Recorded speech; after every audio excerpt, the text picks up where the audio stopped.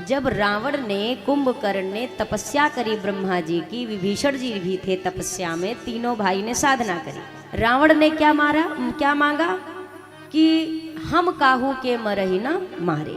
रावण का वरदान ब्रह्मा जी से क्या है कि हमें कोई मार ना सके। ब्रह्मा जी ने कहा संसार में आज तक ऐसा कोई नहीं हुआ जो न मरे, मरना तो पड़ेगा, और कोई वरदान मांगो। तो रावण ने क्या कहा, बानर मनुज जाति दुई वारे। ये रावण का वरदान था जो उसने ब्रह्मा जी से मांगा। क्या सोचा रावण ने कि मनुष्य और बंदर तो सबसे कमजोर होते हैं, ये तो हमारा नित्य का नाश्ता पानी है, इनसे हमको क्या मारेंगे, हम इन्हीं को खा लेते हैं। तो इसलिए रावण ने कहा कि अच्छा ठीक है ब्रह्मा जी, अगर आप ऐसा वरदान नहीं दे सकते कि हम अजेय हो जाएं तो ठीक है, हम अमर नहीं हो सकते तो ऐसा वरदान दीजिए हमें दो ही जन मार सके, या तो कोई बानर या तो कोई मनुष्य। और रावण को लगता था कि ऐसा कोई मनुष्य संसार में है नहीं जो मुझ पर विजय प्राप्त कर सके। रावण त्रैलोक्य विजेता है। रावण को देखकर, रावण के विषय में सुनकर भी देवता थर थर कांपते थे। पर मानस जी की यह कथा कहती है, अगर एक व्यक्ति सच्चे भाव से और सच्चाई से मानवता को भी अपने जीवन में धारण कर ले तो उसे परम विजयी रावण पर भी विजय प्राप्त करने की क्षमता मिल जाती है। एक मनुष्य के अंदर भी भगवान वो क्षमता दे देते हैं कि वो भीतर के रावण का वध कर सकता है। तो वानर और मनुष्य दो के हाथों मरूं, ऐसा रावण ने वरदान मांगा है। अब आप ये बताइए, आप ये उत्तर दीजिए, अगर राम जी हर जगह पर अपनी लीला का दर्शन कराते रहते, अपने शक्तियों को, अलौकिक शक्तियों का प्रदर्शन ठाकुर जी कर देते कथा में या लीला में, तो रावण जाके ब्रह्मा जी से नहीं शिकायत करता हमारे साथ चीटिंग हुई है।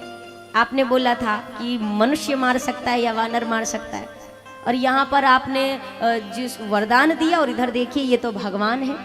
तो भगवान ऐसी कोई लीला कर ही नहीं रहे हैं जहाँ पे ब्रह्मा जी के वचन की कोई हानि हो, जहाँ पर ब्रह्मा जी के द्वारा दिया गया वरदान कहीं पर भी टूटे। इसलिए प्रभु वैसा व्यवहार कर रहे जैसे कोई साधारण मनुष्य करता है। रावण ने सोचा था कि संसार में वानर सबसे बली कौन है, तो वानरों में सबसे बली था बाली। तो बाली से तो रावण ने मित्रता कर ली थी। एक बार गया कि बाली वानरों में श्रेष्ठ है, मनुष्य को तो मैं किसी गिनती में रखता नहीं, सुना है बाली बहुत बली है, तो ऐसा करता हूँ बाली को युद्ध में पराजित करता हूँ।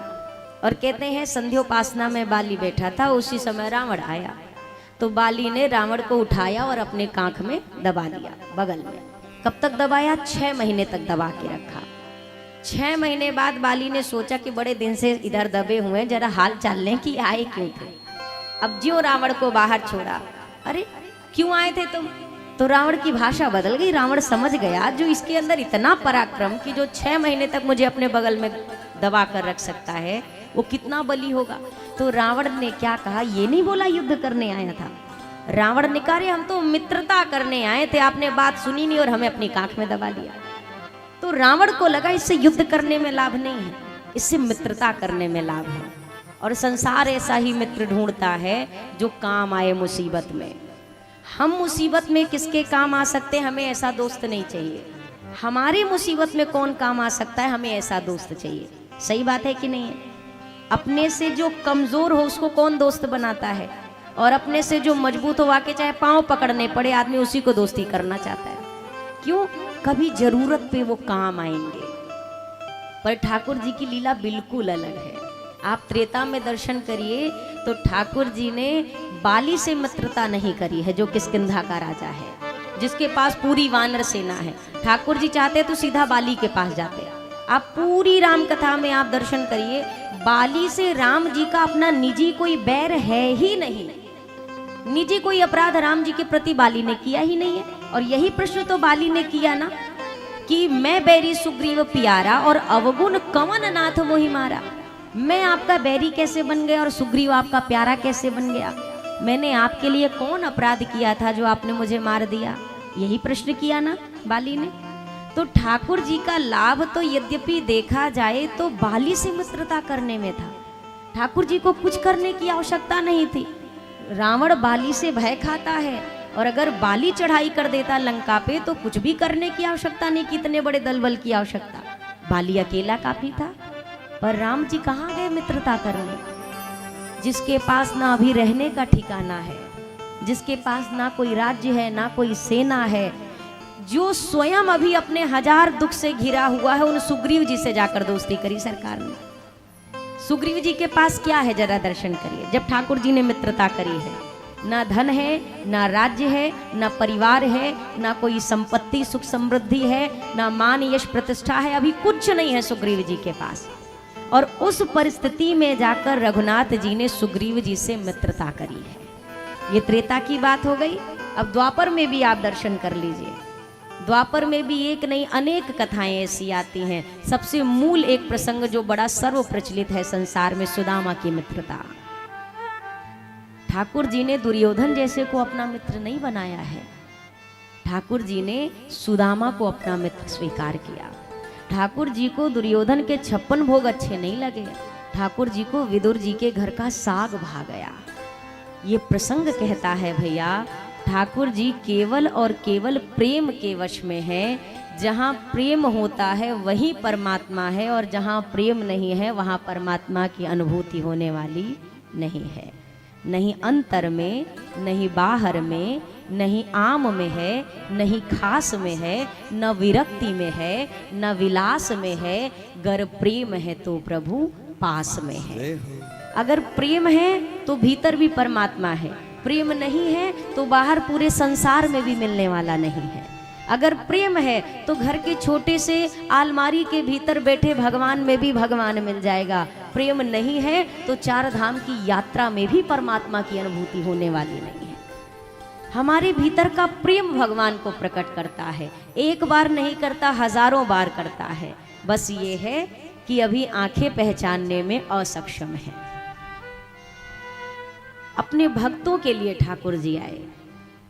दर्शन करने वालों की आंखों ने पशु में भी भगवान देख लिया, और जिसकी आंखों में वो समझ नहीं थे उसने भगवान को भी पत्थर समझा। कोई पत्थर की मूरत है, किसी पत्थर में मूरत है। कोई प्रतिमा को देखकर भगवान की को स्वीकार करके अपने जीवन का हर सुख दुख वहां चौखट पे बताता है। और एक चोर जब उसी मंदिर में जाता है तो उसे वो भगवान नहीं नजर आते। उसी गर्भगृह में घुसकर वो भगवान के सिर पे चढ़ा हुआ छत्र उतार लेता है, क्यों? उसके लिए कोई भगवान नहीं है। तो आपका विश्वास आपको भगवान से जोड़ता है, आपका भाव आपको भगवान से जोड़ता है।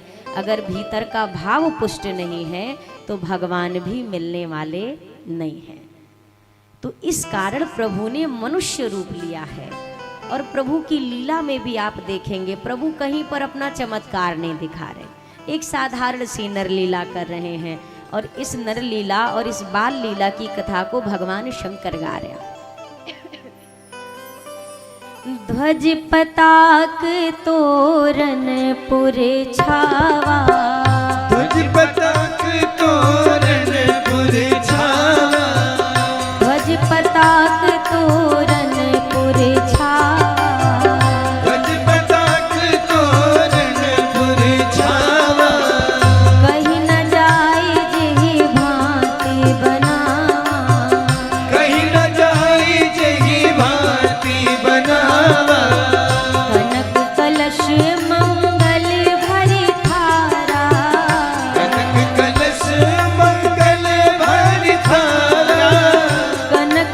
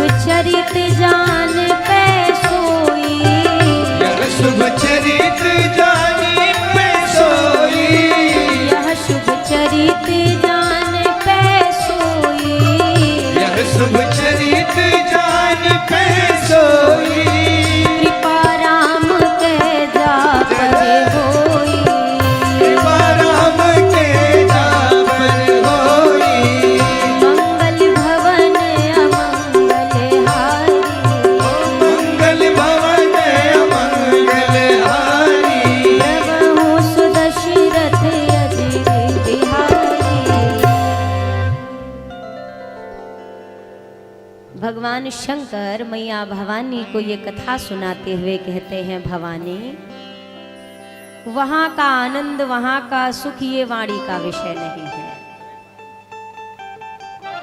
भगवान के बाल स्वरूप की छवि के दर्शन करने हेतु देवता, नर, नाग, मुनि आज सभी पधारे हैं भगवान का दर्शन करने के लिए। ध्वज पताक तोरण पुर छावा,